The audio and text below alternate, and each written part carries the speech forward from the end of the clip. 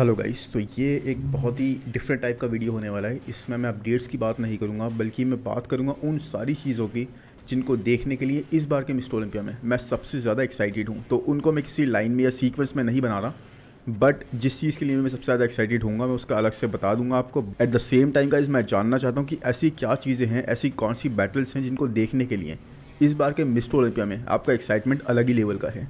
वैसे तो देखो 3-4 टाइटल्स ही हैं जिनकी फाइट होगी यहाँ पर। Mister Olympia, classic division, men's physique division और फिर टोटल डिवीजन। मेंस कैटेगरी में यही 4 डिवीजन है जिसके लिए सब लोग एक्साइटेड हैं। बट इन सब डिवीजन्स के अंदर कहने को तो देखो 3-4 डिवीजन्स हैं, लेकिन यहाँ पर इन 4 वार्ड्स के बीच में कई सारी छोटी छोटी बैटल्स ऐसी देखने को मिलने वाली हैं जिसको देखने के लिए हम लोग काफ़ी लंबे टाइम से वेट कर रहे हैं, जो कि हमें यहाँ इस स्टेज पर ही देखने को मिलेंगी। कोई एथलीट कहीं पे कम्पीट कर रहा था, कोई कहीं पे कम्पीट कर रहा था, बट एक साथ सारे लोग हमें देखने को नहीं मिलते थे।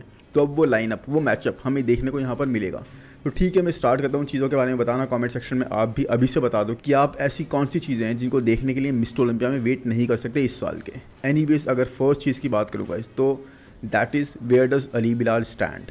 यस गाइस, देखो अली बिलाल कहाँ स्टैंड करते हैं इस लाइनअप में। पिछला साल उनका बेकार गया, इतना ज़्यादा अच्छा नहीं गया। देखो डेब्यू उनका काफ़ी स्ट्रॉन्ग गया था, डेब्यू से काफ़ी प्रॉमिसिंग लगे थे, लेकिन लास्ट ईयर इतनी ज़्यादा इंप्रूवमेंट्स दिखाई नहीं दी। उसके बाद इस साल गाइस जो एक मोमेंटम इन्होंने कैच करा है ना, जो एक स्पीड इन्होंने पकड़ रखी, जो एक हाइप इन्होंने क्रिएट कर दिया अपनी परफॉर्मेंसेस के बेस पे, दैट इज़ अनबिलीवेबल। और देखो एलेक्स टॉपलिन के पॉडकास्ट के बारे में बताया था मैंने, जहाँ पे इन्होंने मेंस फिजिक डिवीजन की प्रेडिक्शन करी थी। तो वहाँ पर इन्होंने एरिन मैक्स को फर्स्ट पे दिया था, सेकंड पर रायन टेरी को दिया था, थर्ड पे कॉरी मोरिस को, और साथ में फोर्थ प्लेस पर उन्होंने प्लेस करा था अली बिलाल को। यस गाइस, देखो Brandon Hendrickson is not competing, Diogo Montenegro is not competing. Most probably guys ये दोनों बंदे बहुत चैलेंजिंग होते किसी के लिए भी, और साथ में टॉप 6 में अपनी जगह बनाने के लिए। तो अगर ये दोनों नहीं है तो अली बिलाल की प्लेसिंग वैसे ही थोड़ी सी अब और हो गई है। हाँ, इमैनुअल हंटर को अली बिलाल से नीचे रखा, और रीज़न सिंपल सा है गाइस, मैं आपको पहले ही बता चुका हूँ। इमैनुअल हंटर कभी भी उस तरह से कंसिस्टेंसी वाली अप्रोच नहीं कैरी करते मिस्टर ओलंपिया में, प्लस उनकी फिजिक थोड़ा सा लैक करती है ना, तो बहुत ज़्यादा डाउन हो जाती है। लेकिन अली बिलाल गाइस इस साल बहुत ज़्यादा मोमेंटम लेके जा रहे हैं, और साथ में आई थिंक इनका सबसे प्रॉमिसिंग मिस्टर ओलंपिया होगा। पैकेज भी इनको ऐसे ही लाना पड़ेगा, लेकिन खास तौर पे गाइस सबसे स्पेशल बात यही है कि पिट्सबर्ग प्रो और न्यूयॉर्क प्रो में जैसी डोमिनेटिंग विक्ट्रीज इन्होंने हासिल करी थी ना, उसके बाद जजेस इनको ओवरलुक नहीं कर पाएंगे। प्लस काफ़ी हद तक इनकी फिजिक रायन टेरी जैसी दिखती है, तो हमें वो चीज़ भी एक सिमिलर सी दिखेगी, और जजेस इनको साथ में एक बार तो शायद ज़रूर किसी ना किसी कॉल आउट में कंपेयर करने की कोशिश ज़रूर करेंगे। बाकी वही क्रिस्पीनेस इनको लानी पड़ेगी, और आई थिंक सबसे ज़्यादा प्लेसिंग से अप कर जाएंगे। बट क्वेश्चन वही है गाइस, कोई इनको 4 पर प्रेडिक्ट कर रहा है, कोई इनको 6 पर प्रेडिक्ट कर रहा है, कोई तो इनको ये भी बोल रहा है कि जीत जाएंगे। खैर वो डिल्यूजनल सी चीज़ है, अभी मुझे इस साल नहीं लगता जीतने वाली चीज़। हाँ वैसे अगर ये चीज़ सोच रहे हैं तो ये बहुत अच्छी चीज़ है भाई, सबको अपने माइंड में यही सोच के जाना चाहिए। लेकिन मुझे एक्चुअल में ये लगता है कि टॉप 5 में अपनी जगह बनाने के लिए कामयाब हो जाएंगे, बट कहाँ पर होंगे और कैसे दिखेंगे उन सबके सामने, स्पेशली जैसे इनकी अपडेट्स दिख रही हैं बैक एक्चुअल में स्टेज पर उस लाइटिंग के अंदर कितनी इंप्रूव दिखेगी और कहाँ स्टैंड करेगी, ये देखना बहुत महत्वपूर्ण रहेगा, और ये चीज़ देखने के लिए मैं बहुत ज़्यादा वेट कर रहा हूँ। सेकंड चीज़ का रमॉन डीनो वर्सेस वेस्ली विजर्स। देखो इस चीज़ में आप रमॉन के फ़ैन हो, वेस्ली विजर्स के फ़ैन हो, जो भी हो, जिसके भी फैंस हो, लेकिन ये बात तो पक्की है कि आप लोग बहुत एक्साइटेड हो इस बैटल को देखने के लिए। मैं तो बहुत ज़्यादा हूँ, क्योंकि एक बार देखो हो गया ये चीज़, वेस्ली विजर्स ने उनको बीट कर दिया। लेकिन हाँ, ये एक आर्ग्यूमेंट हमेशा रहेगा, और बिल्कुल वैलिड भी है कि वहाँ पे रमॉन डीनो अपने 100% पर नहीं थे, और बैटल जो उन्होंने जीती थी वेस्ली विजर्स ने सिर्फ 1 पॉइंट से जीती थी। तो अब ये चीज़ देखने में मज़ा आएगा। ये चीज़ एक्चुअल में वेस्ली विजर्स को प्रूव करनी है कि भाई वो एक फ्लूक नहीं था। मैं इतना ज़्यादा एक्चुअल में इंप्रूव हूँ कि रमॉन डीनो को 100% पर भी मैं बीट कर सकता हूँ। वैसे रमॉन डीनो इस वक्त एक अलग ही जोन में है, उनकी डेडिकेशन, उनकी डिटर्मिनेशन, उनके फेस पर जो फोकस दिख रहा है, डेथ फेस वाला, दैट इज़ क्रेजी। इसीलिए ये बैटल बहुत ज़्यादा धुआंधार होगी। वैसे अगर ये बैटल अच्छी जाती है, देखो कोई भी जीते, हमें बहुत ज़बरदस्त फाइट देखने को मिलेगी, और ये चीज़ मैं ज़रूर देखना चाहता हूँ। हमें जवाब मिलेगा इस चीज़ का कि क्या भाई रमॉन डीनो सुपीरियर हैं, या फिर वेस्ली विजर्स एक्चुअल में वो फ्लूक नहीं था और दोबारा बीट करने की काबिलियत रखते हैं। वैसे अगर ये चीज़ सही से हो जाती है, वेस्ली विजर्स अगर बीट कर देते हैं, जो कि मैं समझता हूँ हो जाएगा, लेकिन अगर ऐसा हो जाता है तो गाइस मैं दूसरी चीज़ जो बहुत एक्साइटेड हूँ वो है क्रिस बमस्टेड के साथ वेस्ली विजर्स को खड़ा हुआ देखने के लिए। यस गाइस, एक ये ऐसा कंपैरिजन होगा जिसको देखने के लिए ना आई थिंक सब लोग बहुत ज़्यादा क्रेजी हो रहे हैं, बिकॉज क्रिस कभी भी अपने जैसे टॉलर बॉडी बिल्डर के साथ, अपने जैसे मैसिव बॉडी बिल्डर के साथ कंपेयर नहीं हुए हैं। कभी भी वो मौका नहीं आया, हमेशा क्रिस ने डोमिनेट ही करा इन terms of size, in terms of muscle mass, everything. यहाँ पर पहली बार होगा जो क्रिस डोमिनेट नहीं कर पाएंगे वेस्ली विजर्स को। मैं ये नहीं कहता वेस्ली जीत जाएंगे, मुझे डेफिनेटली यही लगता है कि सीबम जीतेंगे, बट गाइस 1% चांस हर चीज़ का हमेशा रहता है। और साथ में गाइस देखने में बहुत मज़ा आएगा कि वेस्ली विजर्स एक्चुअल में इन टर्म्स ऑफ साइज यहाँ पर क्रिस को डोमिनेट करते हुए हमें दिखाई देंगे। एनीवेज ये चीज़ मुझे बहुत एक्साइट करती है, बहुत ही ज़्यादा मज़ेदार होगी ये चीज़ देखने की। लेकिन क्रिस बमस्टेड इस बार अपना 6 टाइटल तो लेके ही जाएंगे, इस बारे में पक्की बात है। लेकिन हाँ, रामोंडिनो वेस्ली विजर्स ज़रूर मैं वेट कर रहा हूँ। तीसरी चीज़ जो एक्साइटेड हूँ वो है Erin Banks versus Ryan Terry. अभी मैंने लास्ट वीडियो में भी बात करी थी और रायन टेरी के जीतने के चांसेस बहुत स्ट्रांग लग रहे हैं, क्योंकि एरिन बैंक्स उस तरह से हमें लास्ट 2-3 शोज़ में दिखाई नहीं दिए। जबकि पूरा हम बिल्कुल पास्ट में चले जाए ना, तब से अगर देखें तो रायन टेरी इस तरह की कंसिस्टेंसी नहीं दिखाते। और इसीलिए गाइज मुझे लगता है ये बैटल भी अच्छी होगी। अगर दोनों 100% पर आ गए तब जजेस के लिए थोड़ा डिफिकल्ट हो जाएगा डिसाइड करना कि किसको एज अ विनर चूज़ करें, क्योंकि देखो Ryan Terry 100% is going to be defining men's physique all over again, but Erin Banks 100% he is going to be carrying a very small waist। साथ में उनकी बैक आप जानते हो कितनी डोमिनेटिंग लगेगी उस पॉइंट ऑफ टाइम पे। तो जजेस के लिए एप्पल एंड ऑरेंजेस वाला सीन हो जाएगा कि वो किसको डिसाइड करते हैं, किसको चूज़ करते हैं। बट ये भी एक बहुत अच्छी बैटल है। उसके बाद मार्टिन फिट्जवाटर गाइस, इनके बारे में बात करूँ आपसे पहले ये वीडियो देखो। अब इनकी रिसेंट ना यूट्यूब पे वीडियो आया था जिसके अंदर ये पोजिंग प्रैक्टिस करते हुए दिखाई दिए वर्कआउट के बाद अपने कोच स्टेफन किन्जो के साथ। यस गाइस, स्टेफन किन्जो एक तरह से धूम मचा रहे हैं, बहुत ज़बरदस्त कोच बन के निकल के आ रहे हैं, बहुत एनालिटिकल हैं, बहुत ज़्यादा एनालाइज करते हैं हर एक चीज़ को, पोजिंग में बहुत ज़्यादा ध्यान देते हैं कि आपकी एक एक मसल को किस तरह से विजिबल करना है, बेस्ट वे में प्रेजेंट करना है। यही चीज़ ये वेस्ली विजर्स के साथ करते हुए दिखाई दी और यहाँ पर ये मार्टिन के साथ भी पूरी जान लगाते हुए दिखाई दिए गाइस। अब मैं ये नहीं कहता कि मैट जॉनसन वगैरह ज़्यादा अच्छे कोच नहीं है, लेकिन गाइस एक तरह से जैसे इनकी अप्रोच दिख रही है ना, जिस तरह से ट्रेन कर रहे हैं, मुझे एक्चुअल में लगता है कि निक वॉकर को भी अगर कोच चेंज करने हैं तो मेरे हिसाब से स्टेफन किन्जो के पास जाने चाहिए। बिकॉज हर किसी एथलीट के साथ पूरा ध्यान दे रहे हैं, जो फोकस है ना इनका उनको इम्प्रूव करने में, स्पेशली पोजिंग और फिजिक के हर एक एस्पेक्ट को पूरी तरह से बाहर निकालने में, वो बहुत ज़बरदस्त है। तो मार्टिन की परफॉर्मेंसेस आपने देखी इस बार कैसे रिवाइव हो गई हैं पूरी तरह से। हर एक शो में या तो वो जीते हैं या फिर रनर अप रहे हैं और बहुत ही ज़बरदस्त परफॉर्मेंस लाए। देखो मास इतनी ज़्यादा कैरी नहीं करते, इतनी टॉप लेवल एथलीट्स मतलब फर्स्ट सेकंड थर्ड प्लेसर कैरी कर रहे होंगे, लेकिन उसके बाद भी गाइस एक अलग ही ऑरा ही कैरी करते हैं। बहुत ज़बरदस्त स्ट्रांग इनकी वाइब्स आती हैं, बहुत ज़्यादा बीस जैसे लगते हैं एक कॉम्पैक्ट फ्रेम के साथ भी, और यही चीज़ इनको स्पेशल बनाती है गाइस। बहुत ज़्यादा अलग ही दिखने वाले हैं, बहुत एस्थेटिक दिखने वाले हैं। साथ में इनकी फिजिक में वो एक चमक है, वो एक एस्थेटिक वाला अपील है जो मुझे लगता है एक्चुअल में इनको शाइन करने पे मजबूर कर देगी। यहाँ पर मसल मास और ज़्यादा इंक्रीज़ कर ली गई है, बस साइज़ में थोड़ा सा मात खाते हुए दिखेंगे, लेकिन उससे भी मुझे लगता है जिस तरह से इन पर मेहनत करी जा रही है ना, यहाँ पर आप देख सकते हो उस तरह से तो एक्चुअल में मुझे लगता है बहुत ज़बरदस्त पैकेज हमें दिखने वाला है मार्टिन का। 6, 7, 8 यहाँ कहीं पर भी प्लेस हो सकते हैं ये, और मैं ज़रूर एक्साइटेड हूँ इनको देखने के लिए।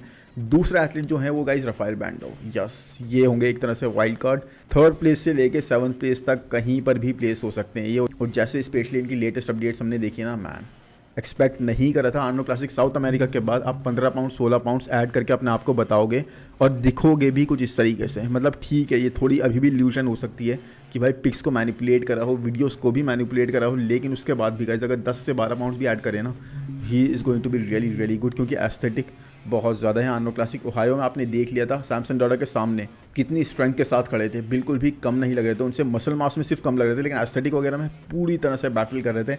हाइट भी इज़ ऑल्सो इक्वल, सो ये बहुत ज़बरदस्त रहेंगे।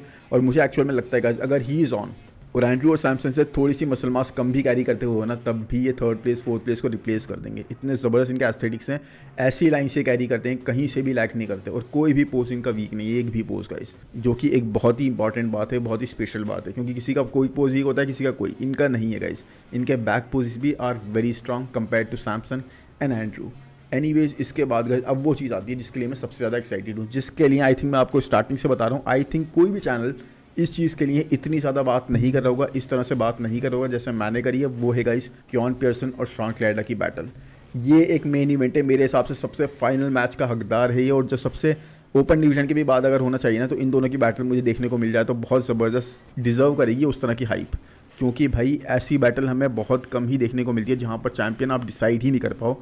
दोनों ही एक दूसरे को बीट करने के लिए, आउटवर्क करने के लिए क्रेजी लेवल पर खुद को पुश कर रहे हो गाइस। यहाँ पे शॉन क्लैडा ने तो देखो लास्ट बैटल के बाद जब वो लूज़ कर रहा था ना, तो ओलंपिया टीवी के बैटल में जब वो आए थे तो बताया था कि बहुत ज़्यादा वो एंग्री साइड पे थे और दिखा रहे थे, स्टेटमेंट बना रहे थे कि भाई देखो मैं कितना ज़्यादा पुश कर सकता हूँ, मैच करो मेरी एनर्जी को। और ऐसा जब क्योन पियर्सन ने काफ़ी टाइम तक देखा, पहले तो वो दोस्त हैं काफ़ी अच्छे, लेकिन वहाँ पर जो फील करा ना उन्होंने, उसके बाद क्योन ने भी उस एनर्जी को मैच करना स्टार्ट कर दिया।